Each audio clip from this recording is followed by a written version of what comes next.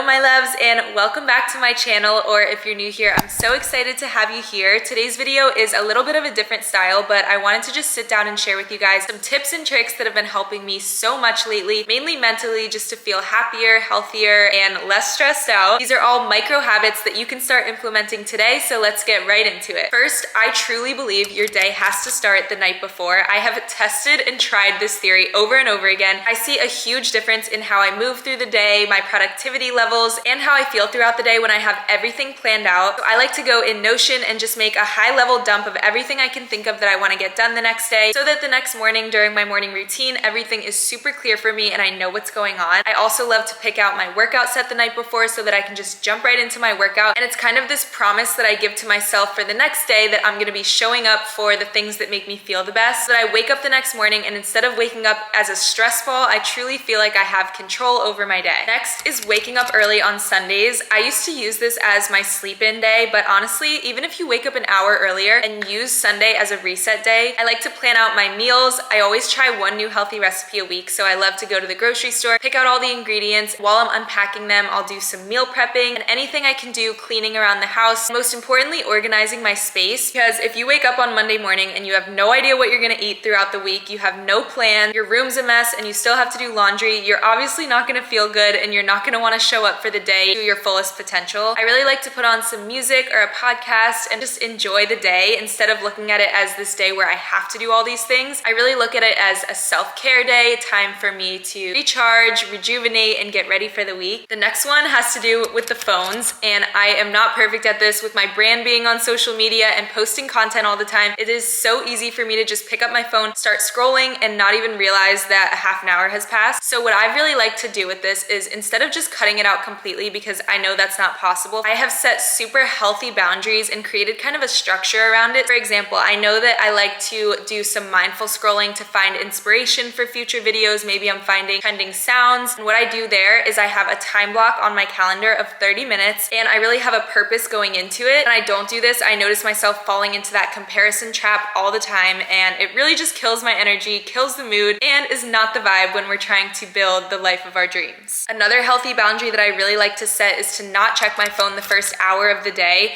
because I truly think of this as my sacred time to set myself up for success, get grounded, think about what I want to focus on for the day, and just have that morning routine that really fuels me. If you wake up and the first thing you do is check your phone and scroll, you're immediately putting your energy onto everyone else instead of focusing on yourself and how you can fill up your own cup so that you can show up as the best version of yourself for the day. So you're likely gonna feel pretty drained and not very motivated. I even like to sleep with it in a different room and then have an actual alarm clock so that I don't check my notifications when I'm shutting my alarm off, because that's an easy way to fall into that trap. Next one is to have a little midday reset to recharge for the second half of the day. I used to notice myself crashing completely at 3 o'clock because I do wake up super early, and I noticed I really wouldn't get that much done the rest of the day. I would have headaches or just feel depleted and exhausted. So I like to do 30 minutes. I'll go for an outdoor walk and I'll put my headphones in and listen to something that inspires me or motivates me, like a podcast, or sometimes I'll just put nothing in and be super present, just walking in nature. And then when I eat my lunch, I'm super mindful and present with that, so that by the time I get back to work, I feel refreshed and I'm ready to take on the second half of the day. The next one is I make an effort to work on my self-confidence every day, because I think there's a direct correlation between mental health and happiness and how you feel about yourself. The first thing I like to do is always keep the promises that I make to myself. This is one of the best ways to build confidence if you have no idea where to start. So if I tell myself I'm gonna wake up early and do the workout, obviously I'm gonna be exhausted when I first wake up and not in the mood, but by the time I finish, I feel so good. I feel like I've kept that promise to myself and I'm building that momentum towards becoming the best version of myself. The next one that goes with this is I get ready every single day, because it builds this sense of self-respect, and it's kind of this energetic subconscious thing, but it truly makes such a difference. I want you to imagine two versions of yourself. The first, you wake up and you know that you don't really have any meetings or classes that day, or you just have like a video call where you can kind of hide yourself. You don't have to turn your camera on. So you're sitting there in your PJs, you're still in bed, you don't have your hair brushed or anything, and you're just kind of pushing through your work. The next version, you get up, you put on your workout set, you go do a workout, take a nice relaxing shower, you meditate, put a little makeup on, and you try a new hairstyle style that you found online and you just feel like you're glowing. You are ready to take on whatever the day entails and you feel like you're really connected with that best version of yourself. Obviously, you're gonna show up way more motivated. You're gonna feel structured, organized, clean, put together. The more that you start doing this every day, you're kind of training your brain that you are this high-level person who shows up for their dreams, shows up every single day and gives each day your all. And there is a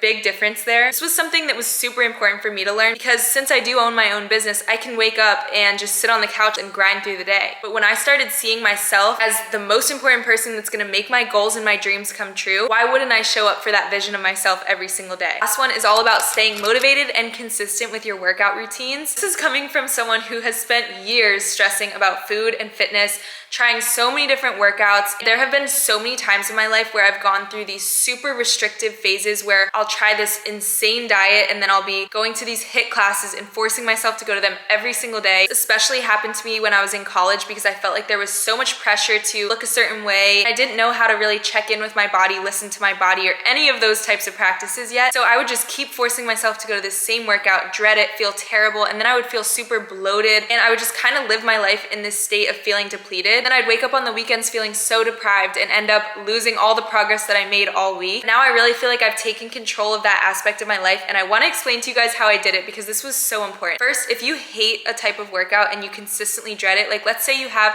a gym membership and you really feel uncomfortable going towards the weights, it just doesn't feel like it's your thing, try different types of movements. It took me so long to figure out what worked best for me. And instead of trying to focus on just one type of workout, try switching it up. I know there's a lot of people online who say that you have to stick to one workout plan, but it really is all figuring out what works best for you. And for me, that just makes me feel really stagnant, bored, and causes me a lot of resistance towards my workouts. Whereas now I like to do like 3 to 4 at-home workouts. On Saturdays, I like to do a beach run. Like I said, I do those midday walks throughout the week. So I'm just naturally living a more active lifestyle, getting more steps in. I like to do both at-home Pilates and some workouts with weights. I always like to do a rest day on Sunday. So while I'm doing all my reset, I'll do some stretching and yoga. And then I like to do one workout class a week with Joey. It's just like our fun little early morning date. And sometimes we'll do more than one a week. It really just depends on how I'm feeling. But the most important thing is that I'm always connected to what my body needs and constantly checking in on how I feel. One thing I would say though that has really worked for me, and I know that we all have different work schedules, class schedules, so it isn't always possible, but I love to get my workout done first thing in the morning. So I wake up super early, get it done with. So I feel like I've already accomplished something big and shown up for myself for the day. I'm energized and it really just sets the tone for the rest of my day. Whereas if I know that I have a night workout, I'll just keep pushing it back, thinking about it all day, and it's like hanging over my head as this one thing that I have to do. Then a lot of times work will get in the way or something, and it's the easiest thing for me to push off my schedule. All of these micro habits we've been talking about really all come down to building a relationship with yourself, which is why one of the most important transformational practices for me along my wellness journey was the power of journaling. So I love to use a guided one, but even if you don't want to buy one, you can just write out prompts that resonate with you. I just like this one because it holds me accountable and the prompts are all laid out for me so I don't even have to think about it. By taking note each day of your energy levels and your mood based on the different decisions that you're making, staying consistent with a gratitude practice, structuring your day, and then figuring out when you're gonna get each thing done, you're really able to build healthy habits and really build that self-awareness because you can figure out what's working and what's not working for you. This is the journal I created based on all the prompts I was using on a day-to-day basis, and I couldn't find one that combines my mental health, meal, and movement tracking with productivity, which is truly so important for staying in control of your mindset and just not feeling stressed or overwhelmed. I love doing this practice first thing in the morning and then just bringing it along with me to cross things off my to-do list, add in my meals as I go, do a super quick reflection at the end of the day, then notice how all of these things made me feel. But I think the main takeaway from all of these little micro habits is that the most important thing you can do is figure out what works best for you specifically. There is truly so much information out there on social media, which is amazing. Because there is so much conflicting advice, it can kind of leave you feeling overwhelmed and like you don't even know where to start. Focus on what's making you specifically feel good and how you can lean more into those practices. So I truly hope this video helped you. Comment below what you want to see next, and I will see you in the next video. Bye!